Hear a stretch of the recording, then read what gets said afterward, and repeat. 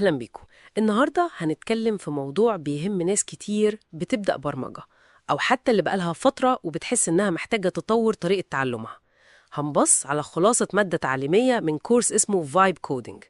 الكورس ده بيركز قوي مش بس على المعلومة نفسها، لا، الأهم إزاي نتعلم صح، وإزاي نستخدم الذكاء الاصطناعي كشريك استراتيجي معانا، مش مجرد أداة بنلجأ لها وقت الزنقة وخلاص. بالظبط. الفكرة الأساسية هنا إننا ننتقل من مرحلة التلقي السلبي للمعلومات لمرحلة تانية خالص، مرحلة التعلم النشط اللي بنفهم فيها بجد وبنستخدم فيها ال AI مثلا عشان يساعدنا نفهم أعمق، مش عشان يدينا إجابات جاهزة ونمشي. التركيز كله على الفهم والتطبيق. حلو قوي. طب نبدأ بتقنيات التعلم الفعالة دي. عجبتني قوي أول واحدة اللي هي تقنية فاينمان. فكرتها ببساطة إنك لو عايز تتأكد إنك فاهم حاجة معقدة، جرب تشرحها لحد تاني كأنك بتكلم طفل. لو قدرت تبسطها قوي كده يبقى أنت تمام. زي مثلا لو بتتعلم الحلقات أو اللوبس في البرمجة، ممكن تشرحها إنها زي غسيل الأطباق، بتكرر نفس الخطوات لكل طبق. لو وقفت في حتة يبقى دي محتاجة مراجعة، صح؟ قصته مش مجرد معرفة سطحية كده وخلاص، وده مهم قوي في البرمجة تحديدا عشان فيها مفاهيم كتير محتاجة النوع ده من الفهم، مش مجرد حفظ. تمام.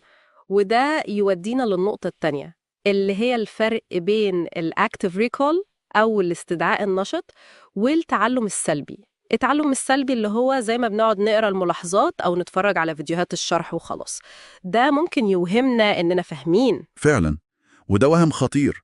الاستدعاء النشط هو اللي بيتثبت المعلومة بجد في الذاكرة طويلة الأمد.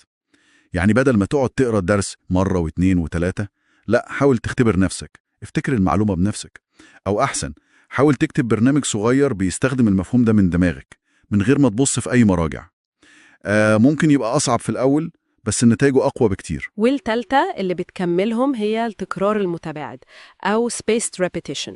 إنك تراجع المعلومة على فترات زمنية بتزيد مع الوقت، يعني مش نذاكر كل مرة واحدة وننسى تاني يوم. بالظبط.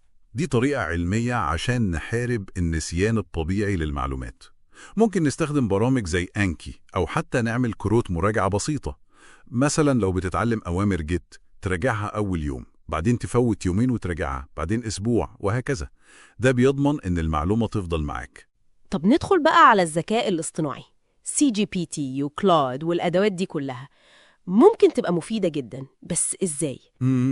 الاستخدام الصح هو اللي يفرق. يعني بدل ما تاخد الكود كوبي بيست وخلاص، وده للأسف ناس كتير بتعمله وبيوقف تعلمهم تماما، لا، استخدمه كمعلم شخصي. اطلب منه يشرح لك مفهوم صعب بطريقة تانية أو يديك أمثلة زيادة.